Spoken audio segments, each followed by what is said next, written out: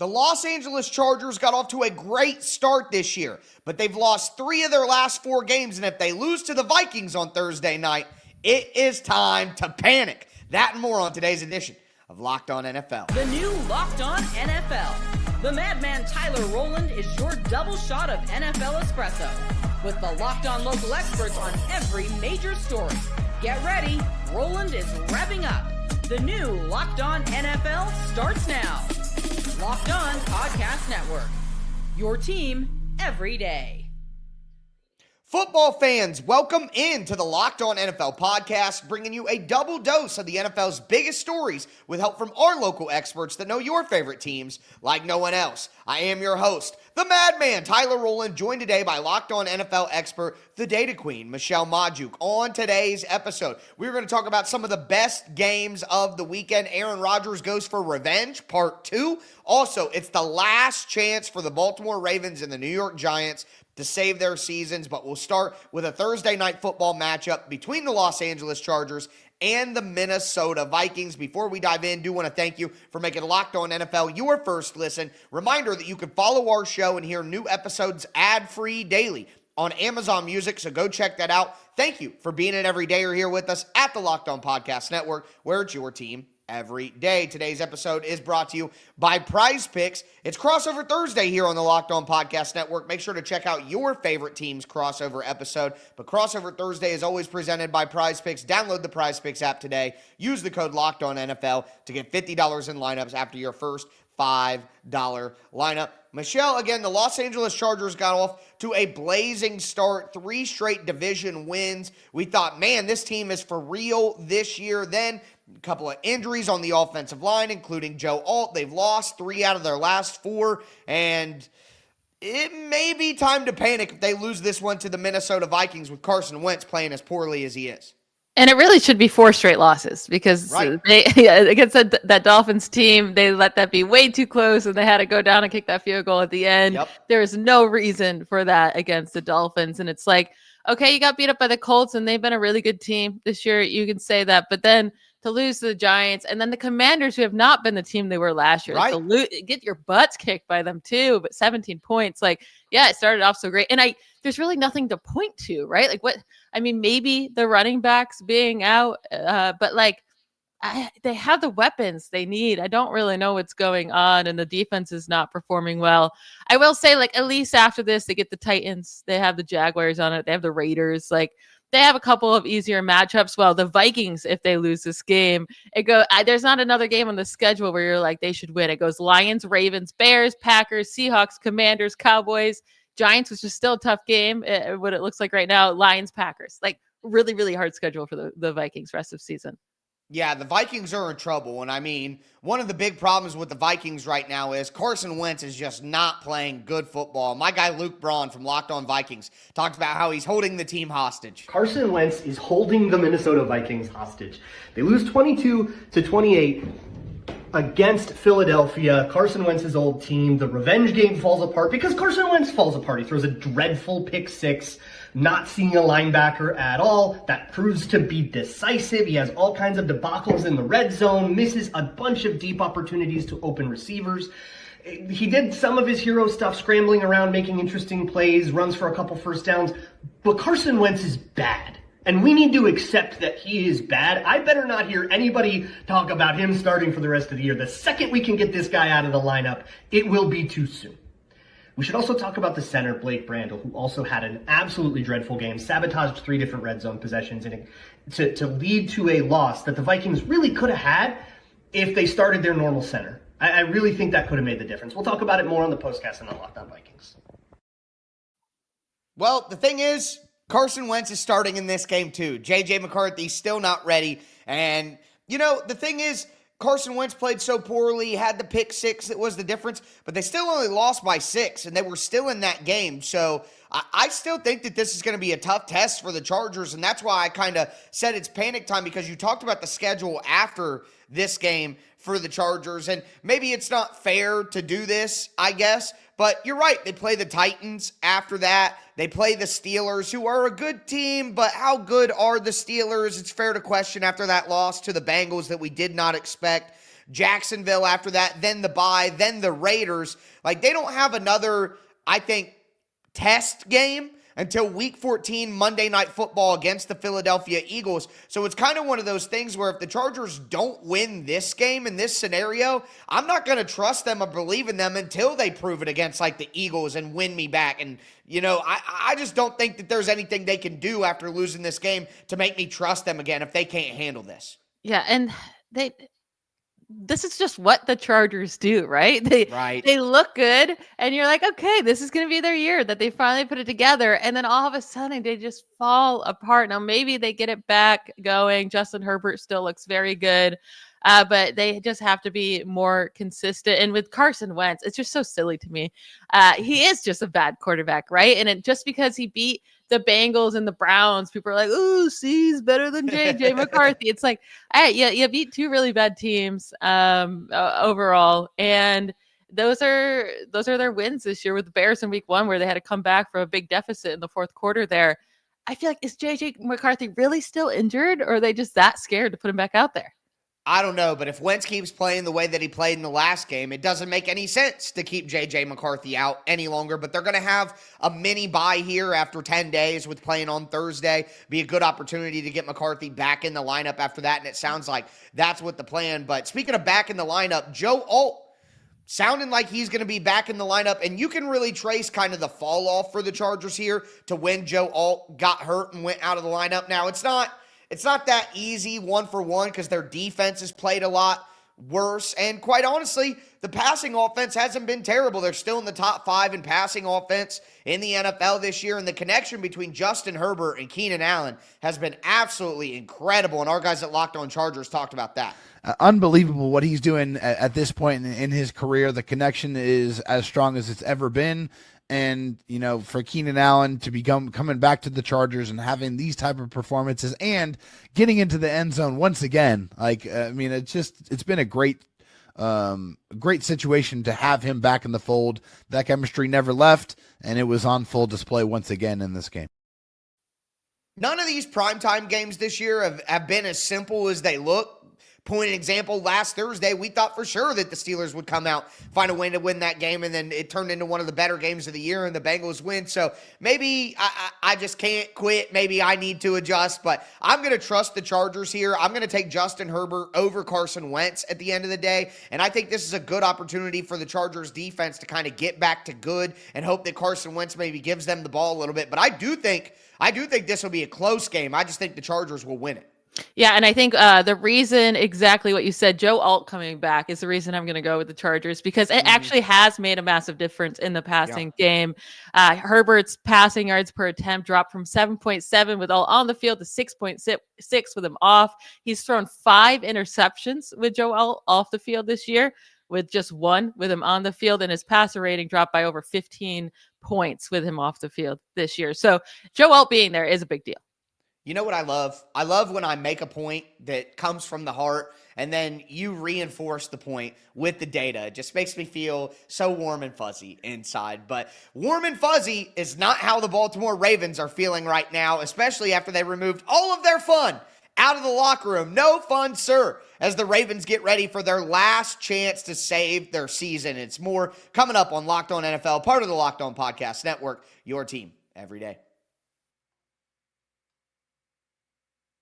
Today's episode is brought to you by Prize Picks.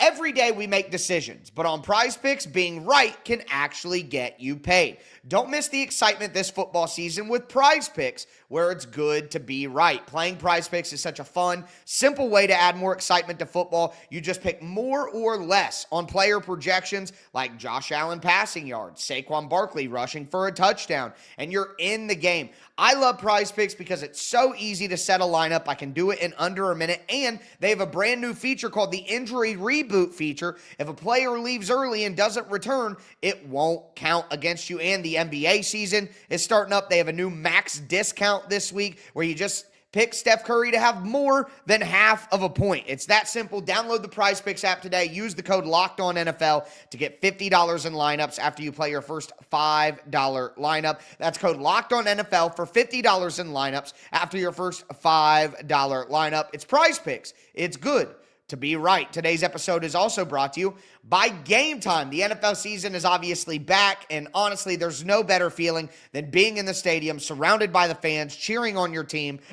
But let's be honest, getting tickets can be a hassle between the queues, login screens, prices jumping on you at checkout. It can be frustrating. That's why I use Game Time, the app that gives the advantage back to the fans. Game Time is fast, easy, backed by the Game Time guarantee. You'll always get 100% authentic tickets delivered on time and at the best price. Plus, all fees are included, so the price that you see is the price that you're actually going to pay. I pulled up Game Time, and in just a couple of taps, I saw some amazing deals, and I'm talking about your favorite NFL games for as low as $100. Honestly, it's faster, cheaper, and less stressful than any other way that I've bought tickets. Download the Game Time app, create an account, use the code LOCKEDONNFL for $20 off your first purchase. Terms apply. Again, that's code LOCKEDONNFL for $20 off. Swipe, tap, ticket, go.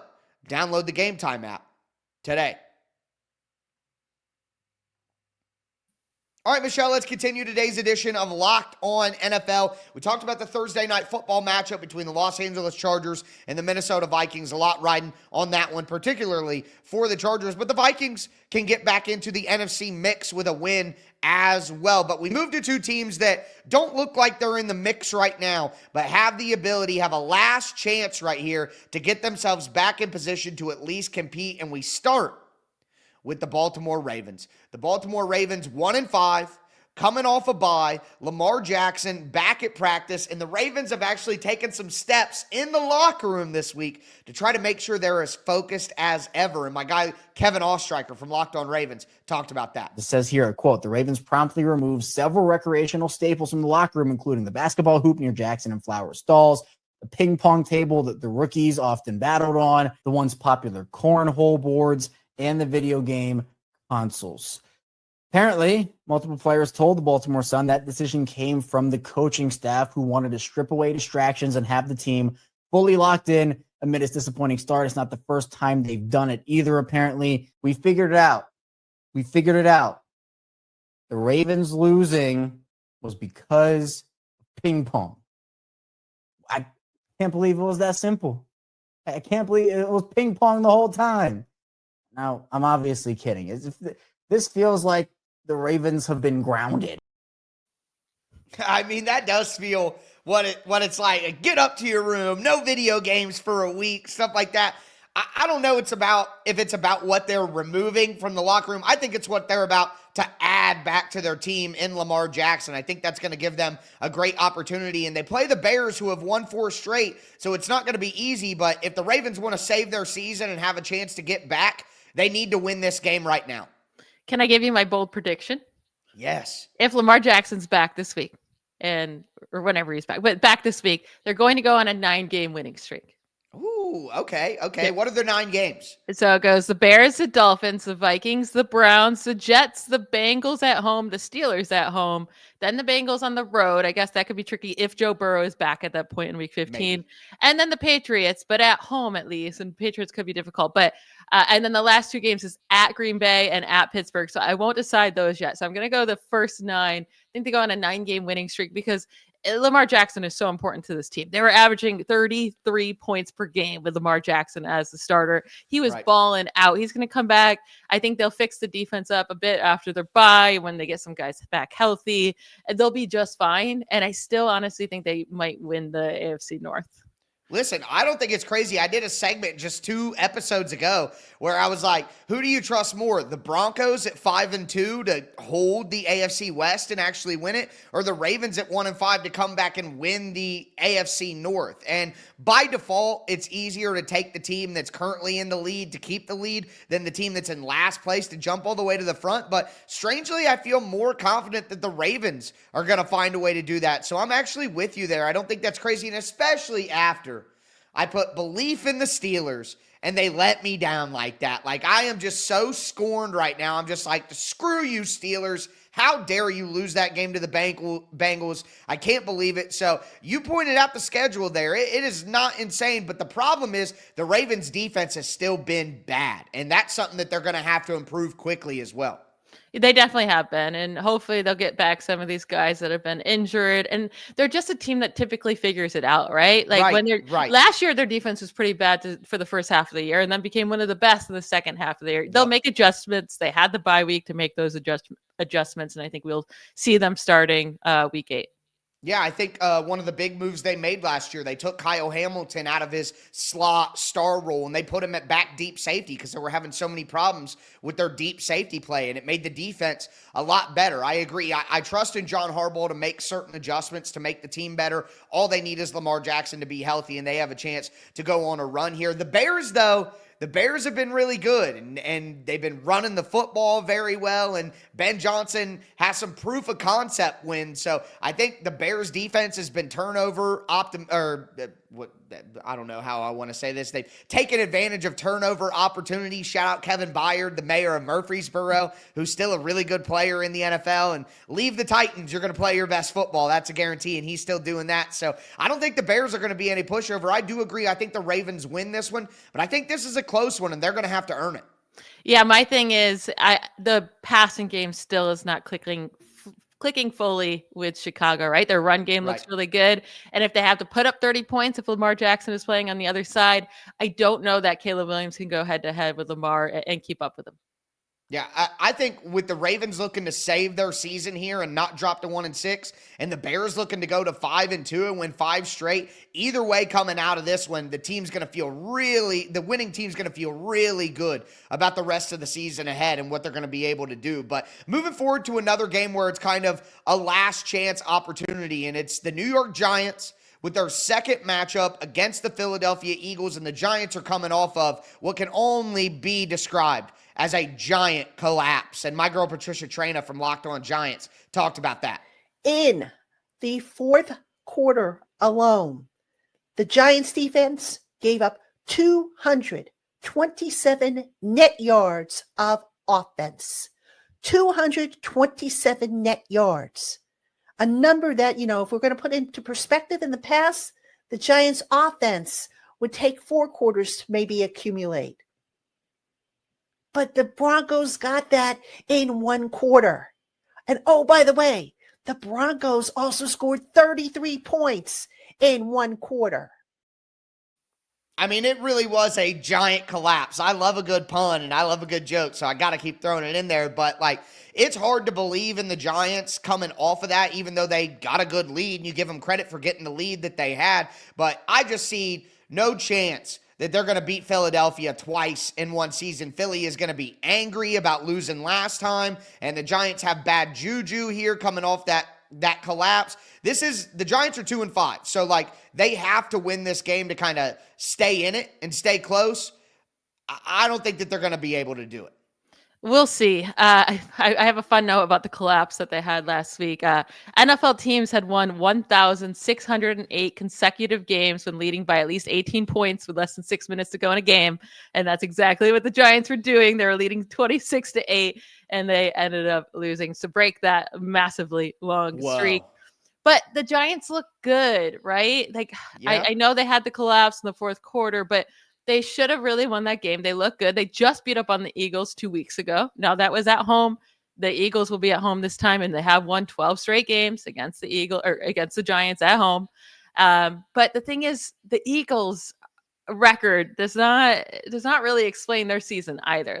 It's way better than what they're actually putting out there. They've been outgained in yards in all 7 games. They have a negative 436 total yard margin.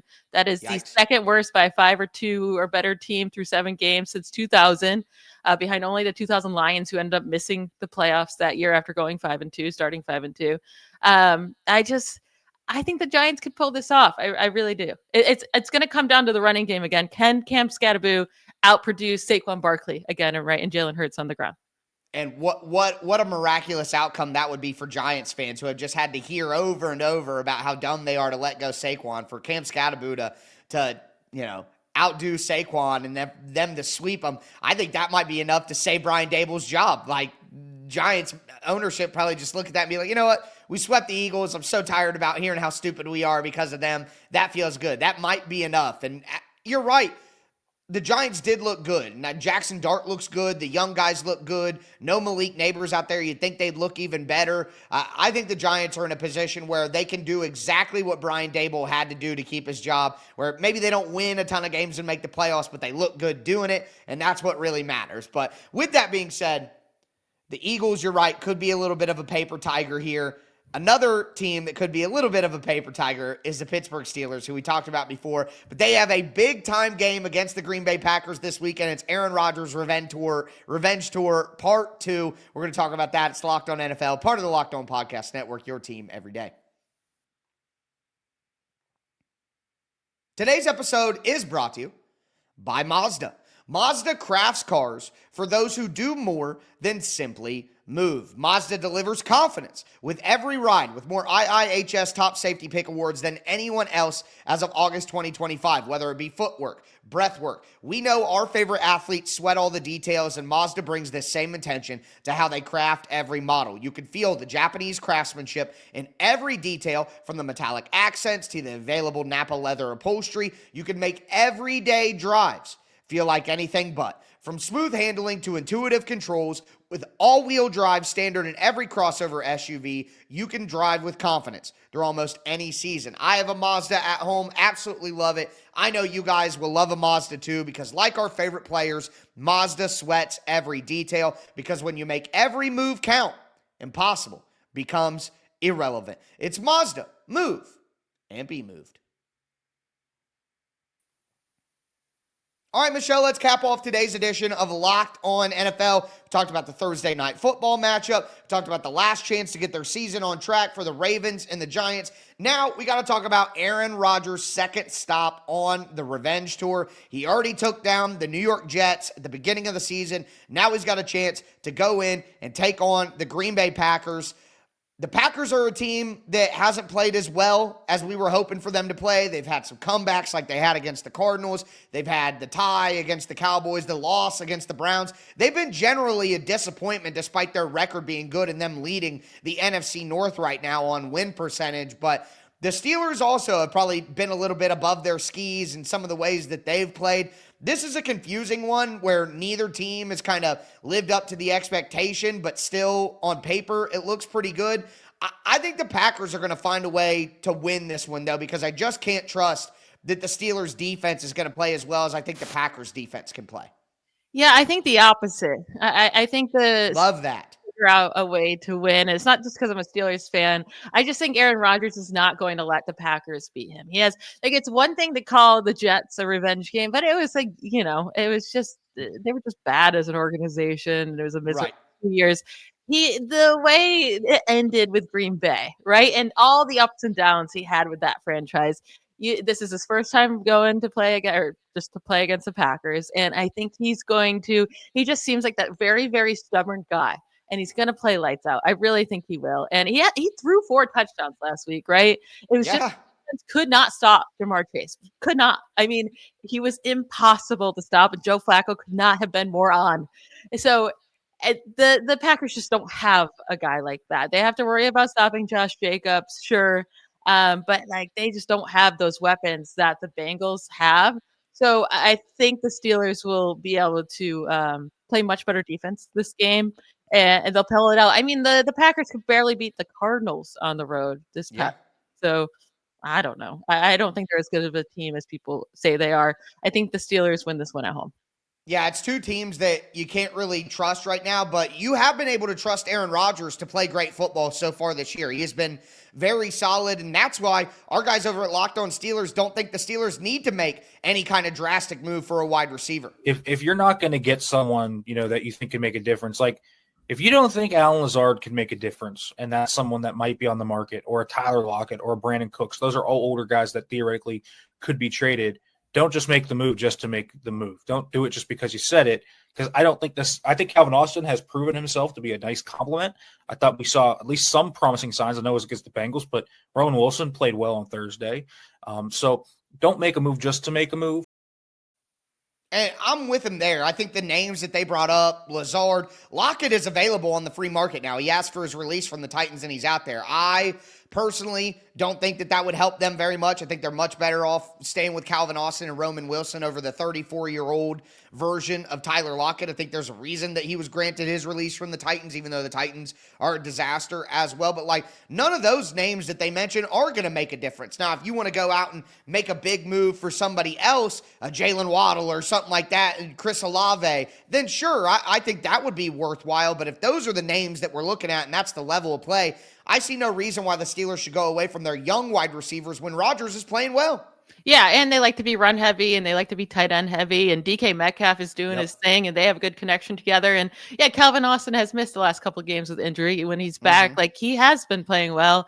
And I was really excited when the team drafted Roman Wilson last year. And now he hasn't got a lot of opportunities, but like, yeah, he looked good last week. So let him keep getting that time on the field. I think they're set. It's just their defense has to step it up. And TJ Watt was a ghost last week. So right now I'm more worried about the defense than I am the offense. Yeah, shout out Armarius Mims, the second-year right tackle from the Cincinnati Bengals, who really shut TJ Watt down. I was very surprised by that. But with that being said, we move to our last game that we're going to discuss today, and it's the Dallas Cowboys against the Denver Broncos. And look, the Broncos are a team that is 5-2, but it's been very, very shaky to start the year. The Cowboys, pretty solid team with a bad defense, been great on offense. But our guys over at Locked On Cowboys think the solution is, with the defense not really having the talent to be better, they just need to be more aggressive. If they're going to be bad on defense, at least be bad and aggressive, right? Aggressive. Because you can force the issue, right? And what we were saying on our Friday preview show is, with Washington having so many backup receivers in, you want to speed the game up and make Jaden Daniels have to throw to spots that maybe these receivers weren't ready for. And you saw that play out multiple times in this game. And that makes it where Kyer Elam doesn't have to cover as long. Bland can be a little bit more aggressive. I know this is not Matt Eberflus's forte, is to blitz. But I think with the current defense he has, that's just going to be their best path forward to getting stops. Go be aggressive and try to force the issue that way.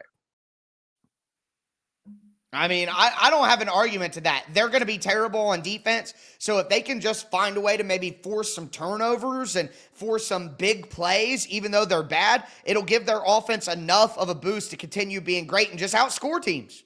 Honestly, you can't be much worse on defense. So try anything else. Try to blitz like crazy. Try to throw these crazy things out there that might get you torched in some plays, but you're already getting torched. So what does it matter? And I'd say also be aggressive on the other side, because you would much rather the ball be in the hands of your offense and in your defense. So on fourth downs, 4th and 2, even if it's not in the best spot on the field, go for it, because your defense is probably going to give up a touchdown no matter where the offense gets the ball, right, on the other side. So just go for it. And if sometimes you don't get it, you were probably going to give up points anyway. So you trust your offense way more. Dak Prescott has been balling out. Javonte Williams has been really great for this team this year. They have back CeeDee Lamb. Jake Ferguson's having a career year. George Pickens balling out. Trust your offense and be really, I would say, aggressive on that side of the ball, and then start to just throw crazy things on the defense. And yeah, you might have something. And this is going to be a really high scoring game, I think. And it should be fun. It should be a fun game for sure.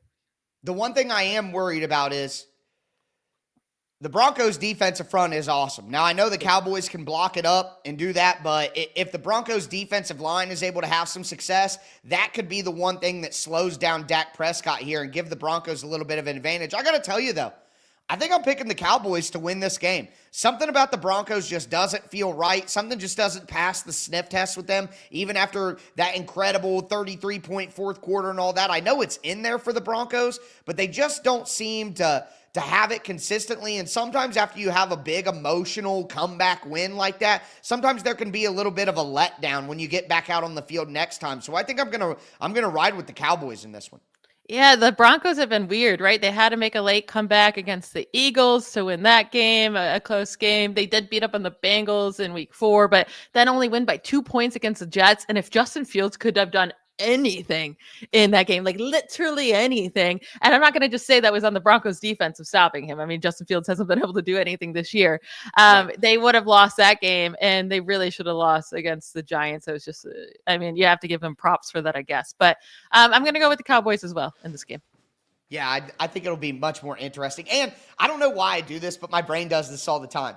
It makes more sense for me for the Broncos to be 5-3 and the Cowboys to be 4-3-1 or whatever than it does for the Broncos to be 6-2 and the other side of it. And sometimes that's just how I decide who I think is going to win games, is what sounds more realistic in my head from a record perspective. But with that being said, that is going to do it for today's edition of Locked On NFL. I am your host, the Madman Tyler Rowland, for my co-host, the Data Queen Michelle Majuk, as we tell you every single episode.